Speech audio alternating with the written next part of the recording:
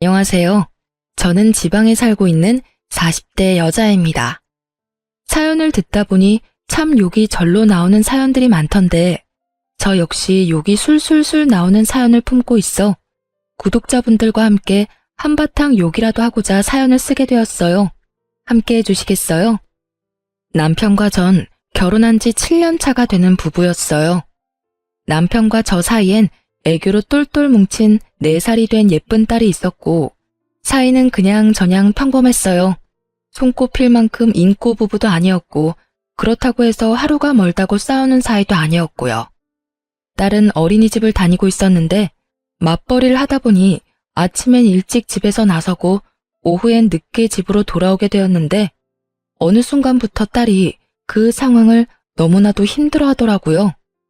남편과 전 고민에 빠졌고 대화를 해본 결과 딸 바보인 남편이 육아휴직을 쓰고 딸을 돌봐주기로 했어요. 여보, 그냥 내가 육아휴직 쓸게. 응? 정말? 정말 당신이 쉬어도 되겠어? 우리 회사 생각보다 육아휴직에 관대하기도 하고 무엇보다 채민이가 힘들어하는데 하는 수 없지. 당신 회사는 육아휴직 내면 복직하기 힘들 수도 있다고 했었잖아. 조금 그런 분위기이긴 해. 눈치도 막 주고 이상한 부서로 옮겨지기도 하고 말이야. 그러니까 그냥 내가 쓰는 게 맞는 것 같아. 이 김에 채민이랑 시간도 많이 보내고 나름 의미 있는 시간일 것 같아. 참 고맙더라고요. 사실 쉬운 결정은 아니잖아요. 그럼에도 불구하고 흔쾌히 사실 자기는 좀 쉬고 싶었는데 잘 됐다며 자신이 휴직을 낼 테니 아무 걱정하지 말고 회사 생활 잘 하라고 응원해 주더라고요. 이제 우리 집은 가장이 저라고 하면서요. 그렇게 남편의 희생 덕분에 딸은 눈에 띄게 밝아지기 시작했고 전 가정을 위해 힘든 결정을 내려준 남편에게 고마워 주말엔 더욱 남편과 아이를 위해 저의 모든 시간과 에너지를 쏟아부었어요. 그렇게 참 든든하고도 고마운 남편이었는데 어느 순간부터 저의 고마웠던 마음이 무너져 내리기 시작했어요. 시작은 사소했습니다. 육아휴직 후 처음엔 청소부터 빨래, 설거지까지 싹 해놓던 남편은 어느 순간부터 아무것도 하지 않기 시작하더라고요. 그럴 수 있다고 생각하며 남편을 이해하려고 노력했지만 도저히 이해되지 않는 것이 있었어요. 그건 바로 자신이 먹은 밥그릇조차 씻어놓지 않고 방치해두는 것이었는데 그건 남편이 회사 생활을 할 때도 척척 알아서 다 하던 일이었던 터라 저로서는 더욱 이해가 되지 않더라고요. 남편이 휴직을 한다고 해서 딸이 어린이집을 나가지 않는 것도 아니고 다 해놓은 국에 반찬에 밥만 퍼서 먹고 그 그릇 정도야 씻을 시간이 충분할 텐데 그마저도 하지 않는 건 해도 너무한다는 생각이 들었어요. 하지만 가족을 위해 희생한 남편에게 이런 잔소리까지 하고 싶지 않았던 저는 그냥 제가 좀 더 움직이자는 생각을 하며 참고 또 참았어요. 그러던 어느 날 퇴근을 하고 집으로 갔더니 집이 엉망진창도 그런 엉망진창이 또 없더군요. 옷방엔 옷이란 옷은 다 꺼내져 뒤엉켜 있었고 거실엔 아침에 아이가 펼쳐놨던 장난감들이 그대로 있고 욕실 바닥엔 머리카락으로 무슨 짓을 한 것인지 남편의 머리카락이 엄청나게 떨어져 있더라고요. 거기서 끝이 아니었어요. 주방 싱크대엔 아침에 먹은 그릇들과 온갖 음식물들이 그대로 쏟아져 있었고 식탁 위엔 점심때 끓여 먹은 라면 냄비와 그릇, 김치통이 고스란히 올려져 있었어요. 폭격을 맞은 집안꼴에 저는 분노가 끓어오르고 있었고 남편과 딸은 집안 어디에도 없었어요. 전 남편에게 전화를 걸어보았지만 돌아오는 것은 안내 멘트 뿐이더군요. 받지 않는 전화를 수없이 걸어대는 것도 잠시 전 집을 정리하기 시작했고 끝나지 않을 것만 같던 집도 차츰차츰 정리가 되어갔어요. 정리를 끝낸 후 욕실 청소를 하는 김에 몸도 씻고선 나왔고 그 모든 걸 마쳤는데도 남편과 딸은 돌아오지 않더라고요. 전 다시 남편에게 전화를 걸었지만 여전히 남편은 전화를 받지 않았고 그쯤 되니 화보다는 걱정이 되기 시작했어요. 경찰에 신고라도 해야 하나? 밖에 나가서 찾아봐야 하나? 온갖 생각이 머릿속을 오가는 그 순간 남편과 딸이 들어서더라고요. 두 사람의 표정은 저와는 상반되게 밝았고 전 안도감과 함께 다시 화가 끓어오르기 시작했어요. 일단 전 눈에 잠이 가득한 딸을 씻기고 재우고 난 후 침대에 누운 남편에게 이야기를 좀 하자고 했어요. 여보, 자? 나랑 이야기 좀 해. 무슨 이야기? 아유, 나 피곤해. 내일 이야기해, 내일. 당신만 피곤해? 나도 피곤해. 저의 닥달에 남편은 인상을 잔뜩 찡그리며 몸을 일으키더니 한숨을 푹 내쉬더군요.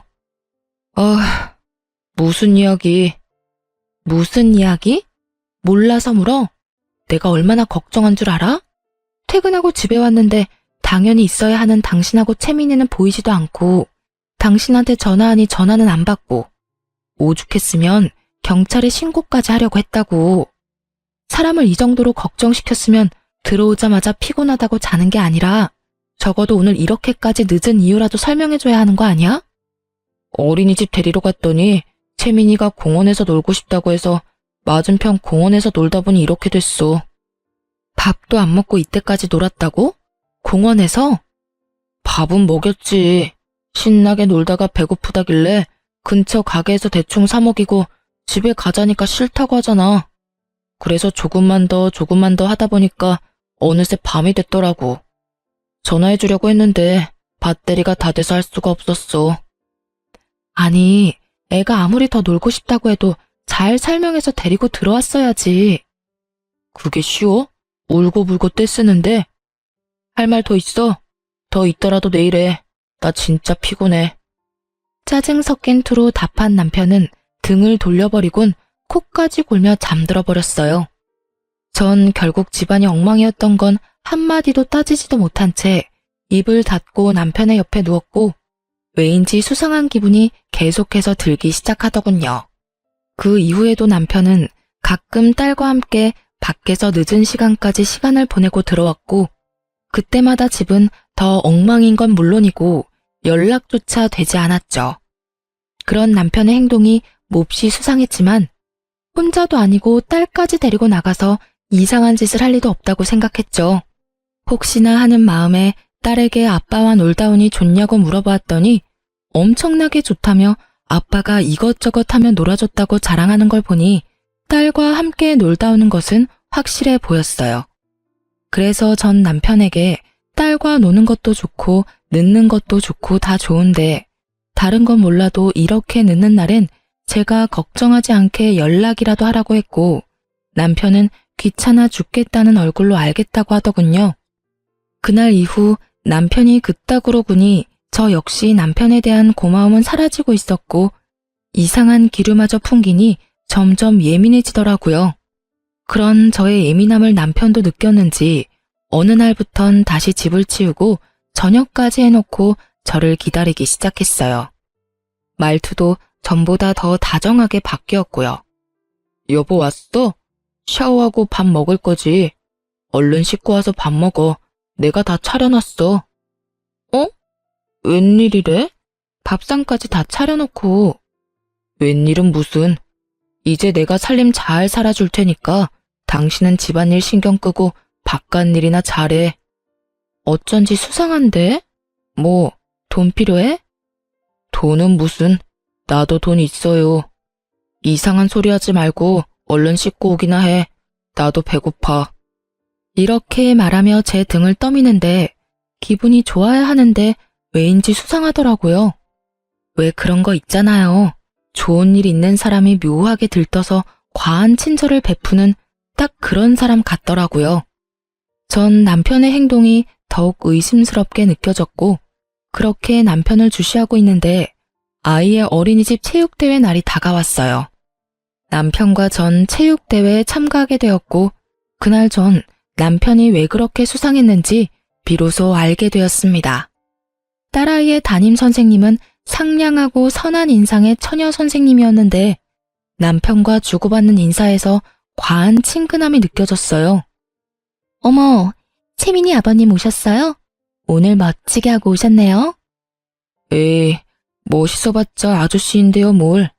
그런 말씀하시는 선생님이야말로 오늘 예쁘신데요?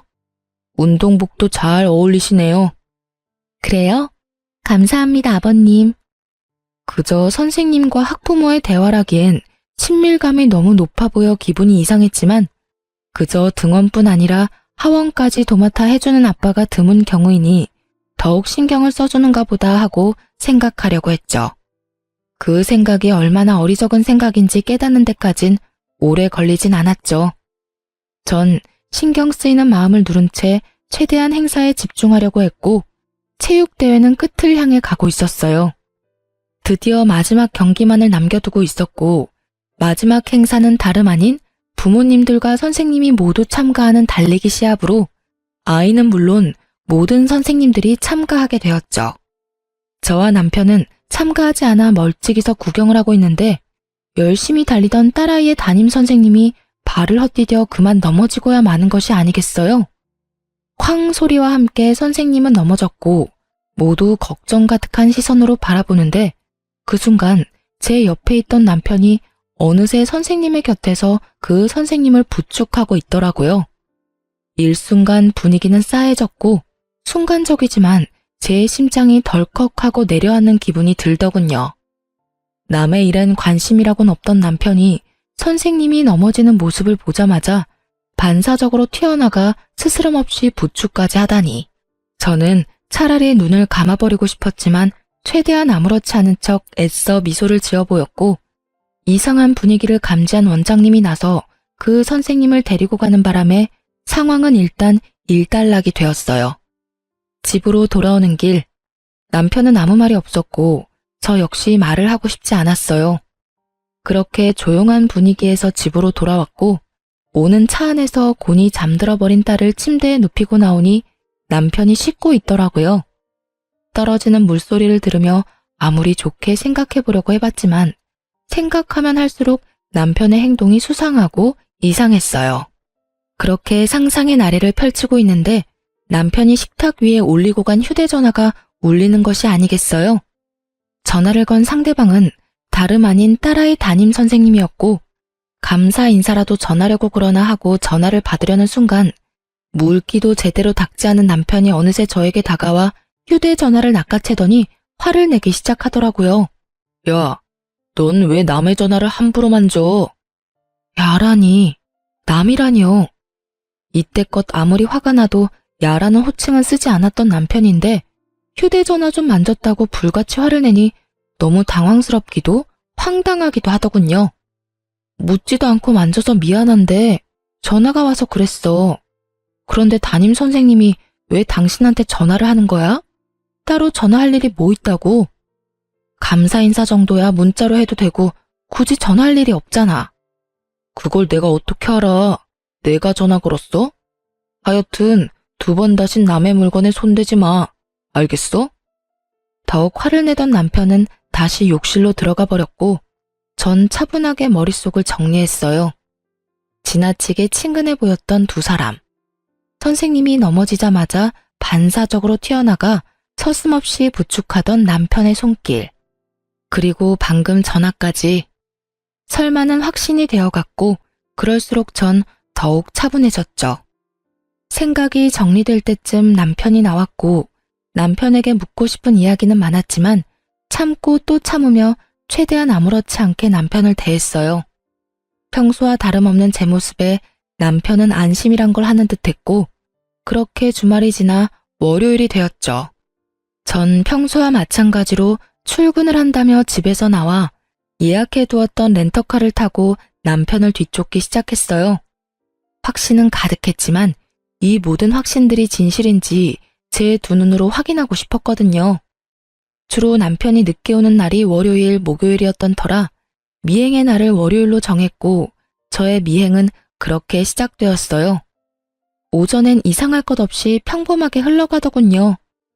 딸을 어린이집에 데려다준 남편은 곧바로 집으로 돌아왔고 어떤 외출도 없이 집에서 시간을 보냈어요. 문제는 딸이 하원하고 난 후부터 이어지더군요. 딸이 하원을 하고 난 후 어린이집 놀이터에서 놀던 두 사람은 선생님이 퇴근할 시간에 맞춰 서둘러 차를 타고 출발하는 거 아니겠어요? 그렇게 출발한 차는 어린이집이 보이지 않을 거리에 멈춰섰고 어디선가 나타난 선생님이 그 차에 자연스럽게 타는 것을 보게 되었죠. 그 뒤로 이어진 상황들은 경악스러움의 연속이었어요. 딸은 아무것도 모른 채 그저 아빠와 선생님이 놀아주니 행복해 보였고 두 사람은 마치 부부처럼 아이의 시선을 피해 손을 잡고 당당하게 외도를 저지르고 있더라고요. 모든 것을 제 두 눈으로 확인하던 그 순간 그때서야 남편의 행동이 다 이해가 되기 시작했어요.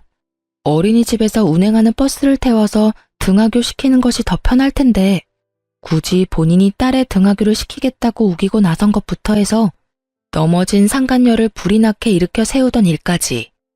그리고 옷방이 그리도 엉망이 된 것도 딱 맞아떨어지더라고요. 그때의 제 심정은 정말 말로 설명할 수 없는 기분이었어요. 제 예상이 모두 맞아 역시 그럴 줄 알았다 싶다가도 정말 남편이 다른 사람도 아닌 아이의 담임 선생님과 외도를 저지르고 있었단 사실이 믿기지 않더군요. 이혼을 해야 하는 것이 분명하지만 아빠를 너무 사랑하는 딸에게 이혼이라는 것을 어떻게 이해시켜야 하나 싶고 그렇다고 모든 것을 덮고 그냥 살기엔 제가 알아버린 것은 너무 많았죠. 두 연놈의 다정한 모습을 찍은 사진들을 몇 번이고 되돌려보며 고민 또 고민했지만 결론은 이혼이 답이라는 것이었어요. 결론이 나자 머리가 맑아졌고 전 증거 수집에 박차를 가했어요. 남편의 블랙박스가 정말 대박 중에 대박이더군요. 그곳엔 두 사람의 계획뿐 아니라 상간녀의 계획도 녹음되어 있었어요. 남편과 상간녀는 그 와중에 아이가 신경이 쓰이긴 했는지 호칭은 아버님, 선생님으로 하고 존댓말도 꼬박꼬박 하고 있더라고요. 아버님, 그래서 이혼은 하시는 거죠? 그럼요, 선생님. 곧 이야기 꺼내려고 하고 있어요. 우리 채민이만 아니면 당장 이혼하면 되는데 채민이를 데리고 와야 하니까 시간이 좀 걸리네요. 제대로 된 약점이라도 잡아야지 양육권을 가지고 올 수 있을 텐데 그게 쉽지는 않네요. 하긴 그렇긴 하겠네요.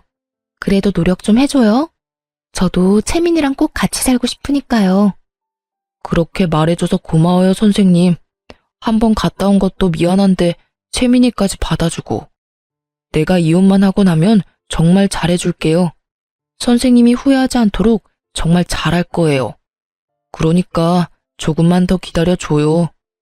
거북하기 짝이 없는 대화가 오가고 이내 남편은 화장실을 간다며 차에서 내리고 상간녀가 자신의 엄마와 통화를 하기 시작했어요. 엄마. 괜찮아. 잠시 화장실 갔어. 채민이? 채민이도 같이 있지. 피곤했는지 아까부터 자. 결혼? 일단 좀 기다려봐. 이혼을 해야 결혼을 하든 말든 하지. 채민이 정말 키울 거냐고? 내가 미쳤어? 내가 애를 왜 키워? 그것도 남의 새끼를. 그 사람이 워낙 딸을 예뻐하니까 일단 키운다고 말만 하는 거지. 그래야 이혼을 할 거 아니야. 일단 이혼시키고 결혼하고 나면 임신부터 서둘러서 하고 뱃속에 애 핑계 대면서 채민이 시댁에 보내버릴 거야. 들킬 일 없다니까. 그 여자 눈치라고는 없어서 체육대회 때 그런 일까지 있었는데도 아무것도 모르고 있다고 하더라니까. 심지어 내가 그이한테 전화한 것도 다 봤는데도 여전히 모른다고 하던데? 그러니까 그런 걱정은 하지도 마. 엄마 어린이집엔 피해 안 가도록 우리가 알아서 할 테니까. 엄마는 그저 어린이집 어떻게 확장할지 그 계획이나 잘 세우세요. 알고 보니까 그의 능력만 좋은 게 아니라 집도 잘 살더라니까. 내가 시집가서 아들 하나만 딱 낳아주면 게임 끝이라니까. 그래. 그러니까 엄마는 아무 걱정하지 말고 어린이집 계획이나 잘 세우세요. 나한테 물려줄 어린이집 잘 키워달라고요. 그이 온다. 이만 끊어? 참 대단한 여자더라고요. 유부남 꼬셔서 이혼시키는 것도 뻔뻔하다 싶은데 애까지 뺏어가다뇨. 심지어 그 애는 바로 시댁에 버릴 계획까지 세우고 있다니. 거기다 명색에 어린이집 원장이라는 여자는 자기 딸을 말리기는커녕 이 미친 계획을 돕고 있었다니 정말이지 제대로 난년이긴 하더라고요. 그 뒤로는 굳이 들어보지 않아도 뻔했기에 더는 듣지 않았어요. 이미 다스릴 수 없을 만큼 화가 나 치가 떨려왔고 남편도 남편이었지만 상간녀만큼은 절대로 용서할 수 없는 지경이었어요. 전 확실하게 하기 위해 며칠에 걸쳐 증거들을 더 모았고 변호사를 만나 상담까지 마쳤어요.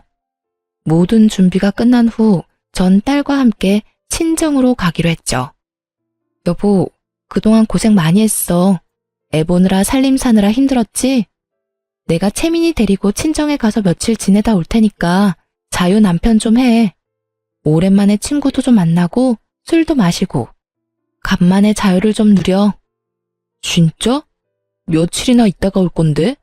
나 정말 쉬어도 돼? 그럼 정확히 날짜는 모르겠는데 이틀은 일단 있지 않을까? 아무튼 푹 쉬어. 당신이 생각하는 것보단 오래 있다가 올 거야. 제 말에 남편의 얼굴엔 웃음꽃이 피었고 전 입이 귀에 걸린 남편을 뒤로한 채 친정으로 와버렸어요. 친정에는 진작 상황을 설명했던 터라 저와 딸을 반겨주셨고 부모님들 덕분에 전 이혼에만 집중할 수 있었어요.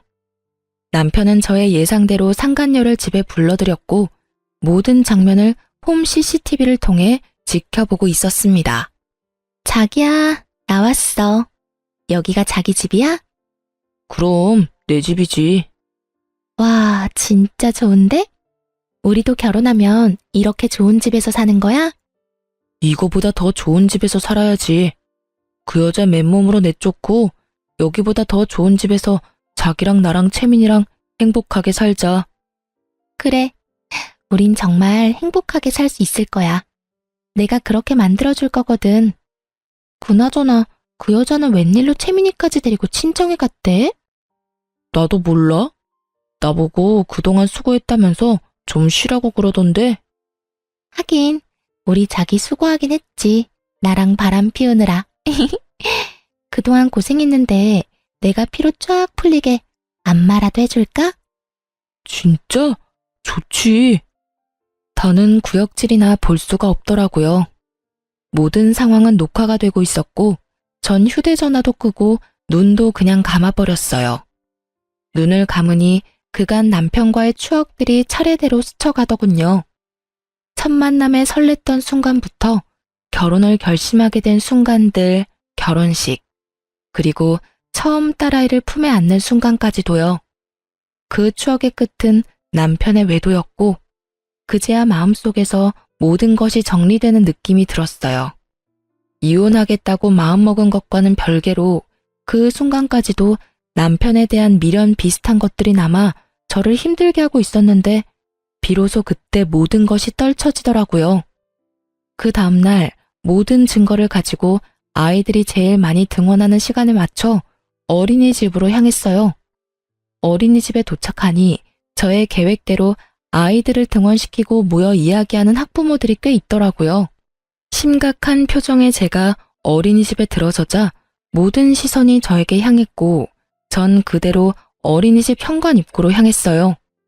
입구엔 보조 선생님이 계셨는데 심각한 표정의 저를 발견하곤 부탁하지도 않았는데 상간녀를 불러주더라고요. 누구보다 밝게 가식적인 표정으로 나오던 상간녀는 저를 발견하곤 표정이 굳어버렸고 타이밍 딱 맞춰 남편 놈도 불이 나게 뛰어와 제 옆에 서더군요. 사실 제가 출발하기 전 좋은 구경시켜줄 테니 어린이집으로 오라고 문자를 보냈었거든요. 사건의 주인공들이 다 한자리에 모였고 대화를 시작하기 전 남편의 자리를 다시 정해주었어요. 제 옆이 아닌 상간녀의 옆으로 말이죠. 여기 말고 네가 사랑하는 여자 옆에 가서 서. 제 말에 적잖게 당황한 남편놈은 반사적으로 부인을 하고 나서더군요. 그게 무슨 말이야. 사랑하는 여자라니. 채민이 엄마, 이분 채민이 담임 선생님이잖아. 남편은 부인하기 바빴고 상간녀는 붉어진 얼굴을 진정시키기 위해 손 부채질을 열심히 하고 있더라고요. 그 와중에도 저와 상간녀의 눈치를 살피는 남편놈의 행동은 제 화를 더 돋우는데 부족함이 없었죠. 전 그 자리에서 준비했던 증거를 두 사람에게 던져주었어요. 몇 장의 사진은 두 사람의 얼굴로, 몇 장의 사진은 바람에 날려 어린이집 정원에 떨어졌죠.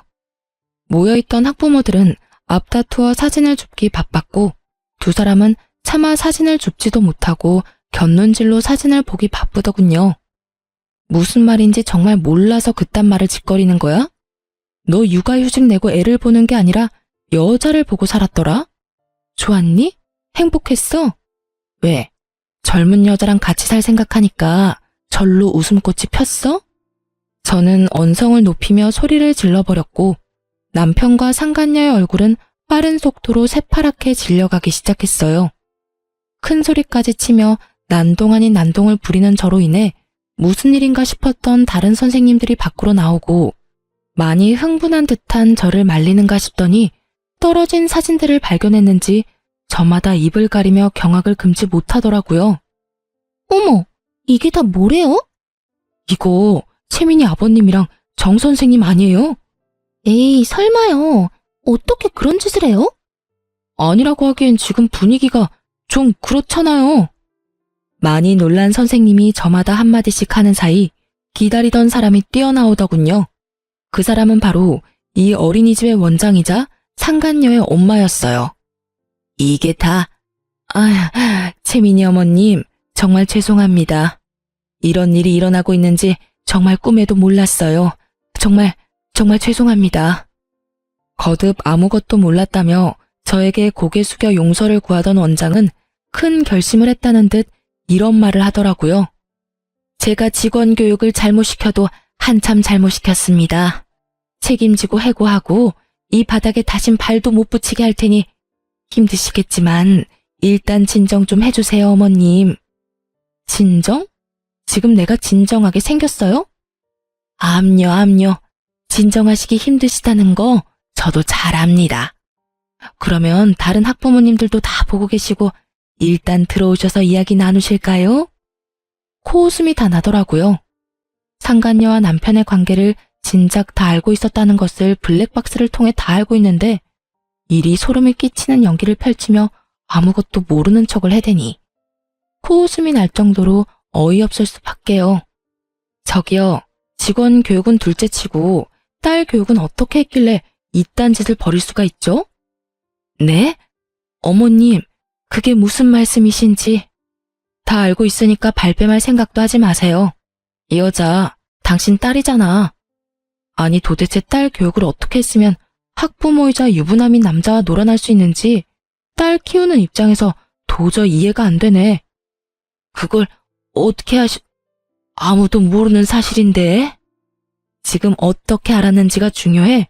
내가 뭘 얼마나 더 아는지는 궁금하지 않은가 봐. 나 당신네들 통화하는 것도 다 들었어. 뭐? 일단 이혼부터 시키고 임신부터 해서 내 딸을 시댁으로 보내버린다고? 그게 인간이 할 말이야? 그게 아이들을 보살피는 선생 입에서 나올 말이냐고. 저는 다시 한번 악에 받쳐 소리를 질러버렸고 제 말에 모여있던 학부모들은 경악을 금치 못한다는 표정을 지어 보이더군요. 남편 역시 화가 났는지 상간녀를 닥달하기 시작했고 상간녀는 절대 아니라며 잡아떼기 바쁘더라고요. 이 말이 전부 사실이야? 우리 채민이 버릴 생각이었어? 아니야, 자기야. 상간녀의 입에서 나온 자기라는 단어는 다시 한번 구경하고 있던 학부모들의 탄성을 자아냈고 상간녀는 그 모든 것이 상관없다는 듯 말을 이어나가기 시작했어요. 내가 채민이 정말 많이 사랑하고 아끼는 거 누구보다 자기가 더 잘 알잖아. 자기 생각 안 나? 내가 어떨 땐 채민이 엄마보다 더 채민이를 사랑하는 것 같다며. 그런 내가 채민이를 버리다니 다 거짓말이야. 나 믿지? 날 믿어야 해. 상간녀의 혼신의 힘을 다한 연기에 남편은 의심 가득한 눈초리로 저를 봤고 이런 상황을 예상했던 전 휴대전화를 꺼내 옮겨놓았던 파일을 틀어주었죠. 상간녀가 통화하는 목소리가 울려 퍼지고 상간녀의 민낯을 알아버린 남편은 충격에 빠진 듯 그대로 주저앉아 버리더군요. 그런 남편에게 전 한마디 던져주고 충격의 도가니가 된 어린이집을 빠져나왔습니다. 그래도 얼마나 다행이니? 채민이에 대한 마음은 거짓이었어도 널 사랑하는 마음만큼은 진심이라고 하니. 그러니까 채민이는 포기하고 젊고 예쁜 여자랑 잘 먹고 잘 살아봐 어디. 얼마나 잘 살지는 잘 모르겠지만 말이야. 그렇게 집으로 돌아온 저는 남은 짐을 싸고 있었어요. 그렇게 한참 짐을 싸고 있으니 남편과 상간녀 그리고 원장까지 차례대로 집으로 들어오더라고요. 줄지어 들어온 세 사람은 저의 눈치를 살피더니 모두 제 앞에 무릎을 꿇고 앉아 빌기 시작했어요. 어머님, 두 사람 헤어지기로 했습니다. 제 모자란 딸도 많이 반성하고 있으니 한 번만 용서해 주시면 안 될까요? 제가 어떻게 해서든 어머님께서 받으신 마음의 상처 보상해 드리겠습니다. 원하시는 방법으로 그게 뭐든 어떻게 해서든 보상할 테니 학부모님들겐 모든 것이 오해였다고 거짓말 좀 해주시면 안 될까요? 이렇게 부탁드릴게요. 손이 발이 되게 빌던 원장은 상간녀의 팔을 툭 하고 쳤고 원장의 닭달에 상간녀 역시 싹싹 빌며 이어 말하기 시작했어요. 어머님, 제가 잠시 미쳤었나 봐요. 애들한테 치이고 일도 힘들다 보니 절대 채민이 아버님 만나는 일 없을 겁니다. 맹세할 수 있어요. 못 믿으시겠다면 각서까지 써드릴 수 있어요, 저. 상간녀의 말이 끝나자 기다렸다는 듯이 남편놈이 말을 하기 시작하더군요. 그래 여보, 우리 정말 헤어졌어. 다신 이 여자랑 만나는 일 따윈 없도록 할 테니 제발 이혼만은 이야기하지 말아줘. 이번 한 번만 당신이 용서하고 넘어가주면 내가 정말 죽을 때까지 잘할게. 그러니까 제발 한 번만 그냥 넘어가주라. 내가 이렇게 빌게. 정말 눈물 없이 들을 수 없는 반성들이더군요. 어쩌면 그렇게 예상에서 한치도 벗어나질 않는지. 듣는 내내 지겨워서 하품을 크게 하는 바람에 눈물이 다 났지 뭐예요? 전 목이 빠져라 제 대답을 기다리는 세 사람을 향해 답을 해주었어요. 원장님, 어떤 보상을 어떻게 해줄 생각인지는 잘 모르겠는데 전 보상 같은 거 필요 없어요. 억만금을 가져다 준다고 한들 난도질 당한 마음이 멀쩡해지겠어요? 그러니 그 되지도 않는 잔머리 그만 굴리세요. 전 보상이 뭐든지 간에 절대로 다른 학부모님들한테 거짓말할 생각도 해명할 생각도 없으니까요. 제 말에 원장은 절망스러운 표정으로 저를 바라보며 다시 설득을 해보려 입을 뗐지만 그런 원장의 눈을 외면하고 상간녀를 똑바로 보며 말했어요. 넌 이 남자하고 헤어질 필요 없어. 네? 그게 무슨 말씀이세요? 헤어질 필요가 없다뇨. 말 그대로야. 내가 이 남자 너 줄 테니까 그냥 가져. 네가 데리고 살라고. 그렇게 사랑한다고 해놓고 헤어지긴 왜 헤어져? 그냥 둘이 행복하게 잘 살아봐. 단, 넌 다신 선생질하며 살 생각은 하지도 마. 혹시나 어디에서 또 선생질하고 있다는 소문 들리는 날엔 지구 끝까지 너 쫓아가서 학부모하고 놀아난 더러운 년이라고 온 동네에 소문 내줄 테니까. 꼭 그렇게까지 하셔야겠어요? 제가 헤어진다고 하잖아요. 다신 만나지 않겠다고요. 네가 헤어지고 다신 안 만난다고 하면 이때껏 너희 둘이 만나왔던 일이 없던 일이 되니? 그리고 네가 헤어질 테니 나보고 다시 저 새끼랑 살라고 부탁하면 내가 바람까지 피운 더러운 놈이랑 다시 붙어 살아야 해? 이게 어디서 부탁이라고 하면서 명령질이야. 명령이 아니라 정말 간곡하게 부탁드리는 거예요. 저 정말 다시는 이 사람하고 만나는 일 없을 테니 두 분 살고 말고 하는 건 알아서들 하시고 제 앞길만 막지 말아주세요. 제발 부탁드릴게요. 저 아직 나이도 어리고 앞길도 창창한데 그런 소문을 내시면 앞으로 전 어떻게 살아요? 넌 인제야 눈물이 나니? 난 이제 눈물이 말랐는데 말이야. 네가 유부남 꼬셔서 이 집에서 좋다고 행복감에 젖어 있을 때 난 말이야 피눈물을 흘렸어. 그러니 네 인생 망가지는 것쯤은 네가 감당해. 망가진 내 인생도 나 혼자 감당하고 있는데 내가 네 인생까지 신경 쓸 틈이 있겠어? 상간녀는 흐느끼는 소리를 내며 펑펑 울기 시작했고 전 그런 상간녀를 외면한 채 마지막 남편에게 말했습니다. 당신이 제일 어이없어. 그거 알아? 뭐? 이딴 짓까지 해놓고 이혼만은 이야기하지 말라고? 머리에 총 맞았니? 그렇지 않고서야 어떻게 그런 말을 나한테 할 수가 있어. 일을 이 지경까지 만든 사람이 누군데? 난 무슨 일이 있어도 너 같은 인간이랑은 못 살아. 이혼은 무조건 할 거고, 채민이는 당연히 내가 키울 거야. 여보. 그 더러운 입으로 여보라고 부르지도 마. 소름 끼치니까. 내가 채민이는 보여주긴 할 건데, 그 역시 내가 정할 거고, 만날 수 있는 횟수도 많진 않을 거야. 그 정도는 감당해야 하지 않겠어? 제 말이 끝나자 세 사람은 저마다 할 말이 많아 보였지만 전 짐을 챙겨 집에서 나와 친정으로 와버렸고 친정까지 찾아오는 건 겁이 났는지 더는 쫓아오진 않더군요. 전 친정에서 부모님의 도움을 받으며 이혼과 함께 상간녀 소송을 진행했고 그 과정은 정말 길고도 험했습니다. 하지만 과정이 힘들었던 만큼 제가 원하는 결과를 얻게 되었고 무엇보다 양육권을 지킬 수 있게 되어 참 다행이었어요.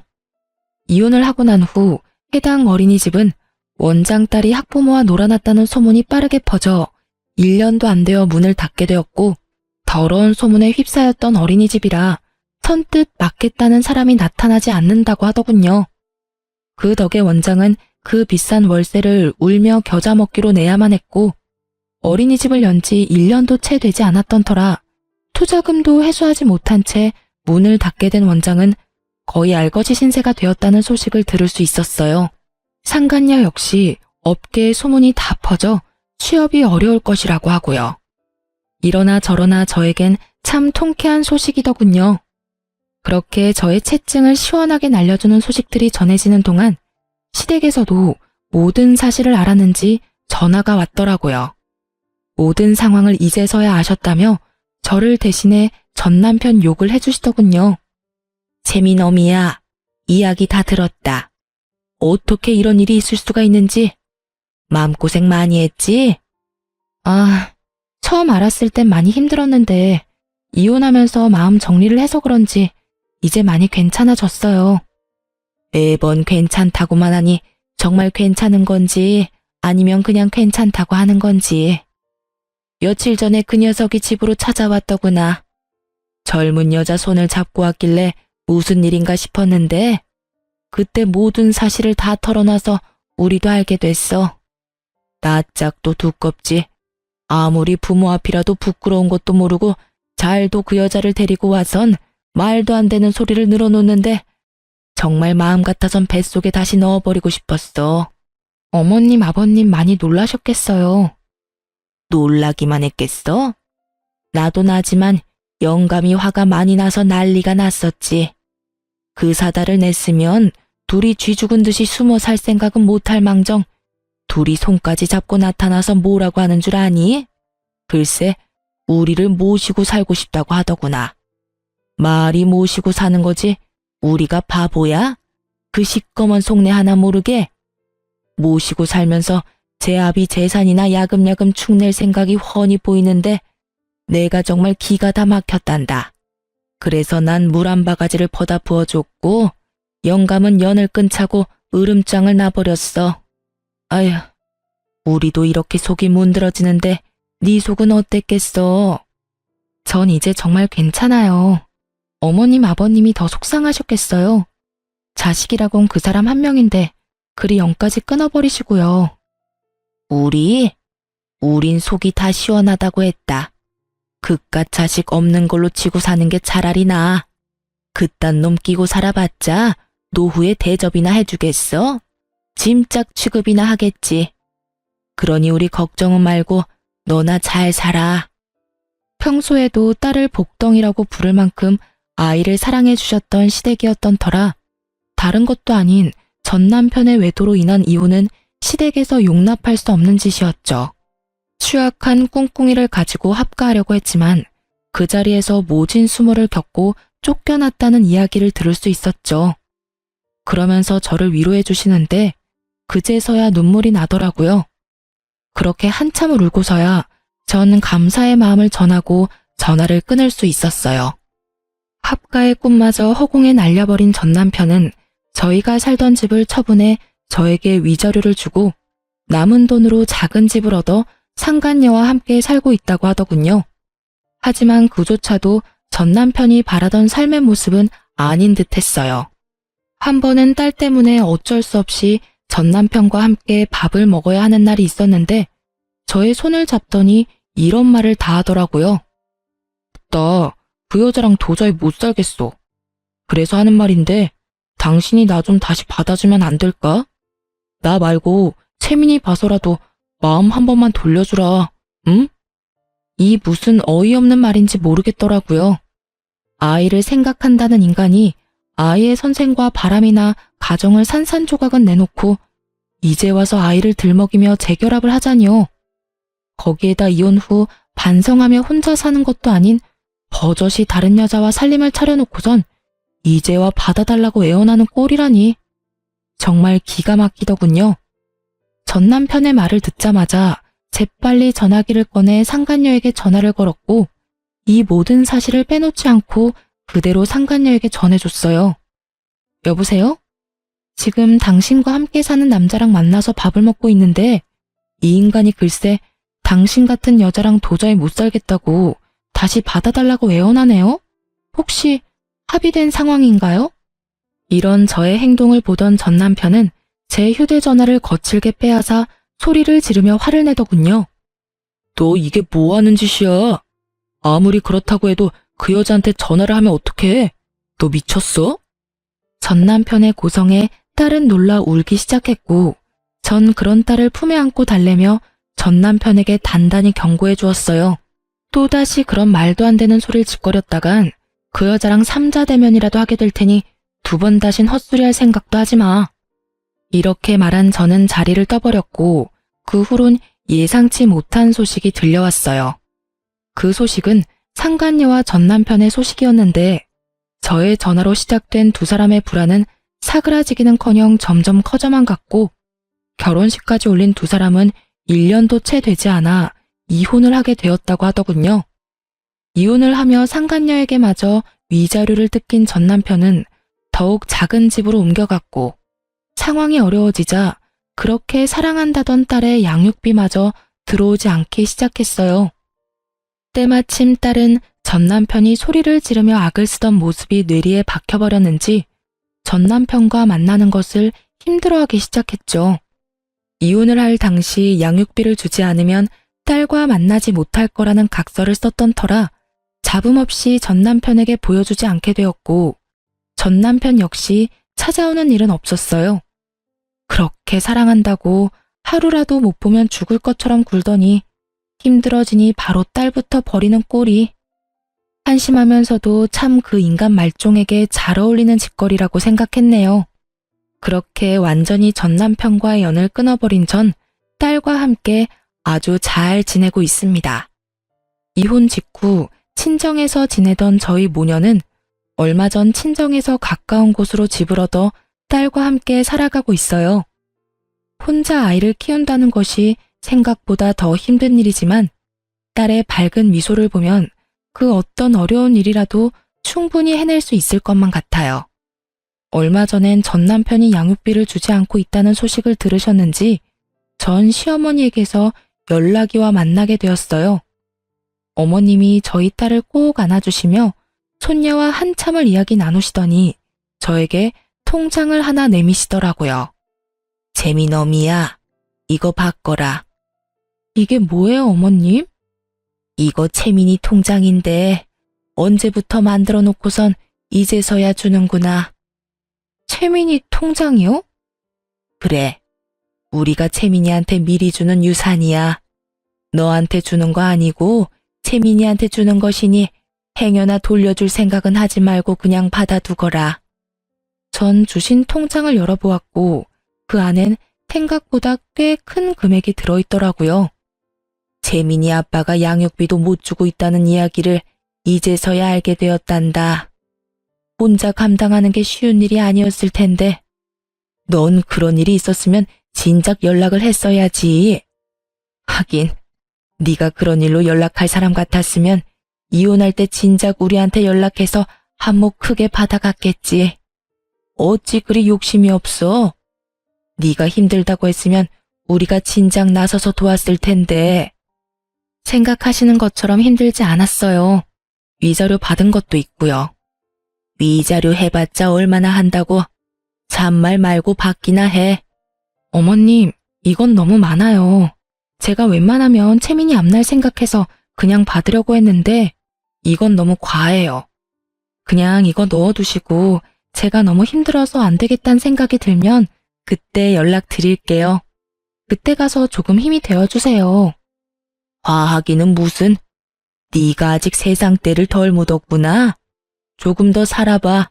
내가 그때 그 통장을 받았어야 했는데 하고 후회하는 날이 올 테니 그때 가서 후회하지 말고 줄 때 감사합니다 하고 받으렴. 네가 말하는 그때까지 우리가 살아있을지 죽었을지 누가 알겠어? 우리 같은 늙은이들 언제 어떻게 될지 모르는 거고. 정신이라도 멀쩡할 때 우리가 직접 너한테 전해주고 싶어서 그래. 그러니 이 늙은 어미 손 부끄럽게 하지 말고 냉큼 바꿔라. 그리고 이 돈으로 우리 채민이 하고 싶다는 거 망설이지 말고 다 시켜줘. 감사합니다, 어머님. 그럼 제가 이 돈만큼은 꼭 채민이만을 위해 쓰도록 할게요. 그렇게 전 감사한 마음으로 통장을 받았고 그 도움 덕분에 딸의 교육비 걱정은 덜 수 있었어요. 가끔 이런 생각을 해요. 우리 딸이 조금 더 자라서 이혼한 저를 원망하진 않을까 하는 그런 생각이요. 그런 생각이 들 때마다 전 딸에게 더욱 잘하려고 노력하고 있습니다. 제가 더 잘하고 더 잘 보살피면 원망의 마음이 이해의 마음으로 변할 수도 있지 않겠어요? 앞으로도 전 딸과 함께 더 많은 것을 보고 더 많은 것을 경험하며 그렇게 함께 지내볼 예정이에요. 이로써 저의 사연은 끝이 났네요.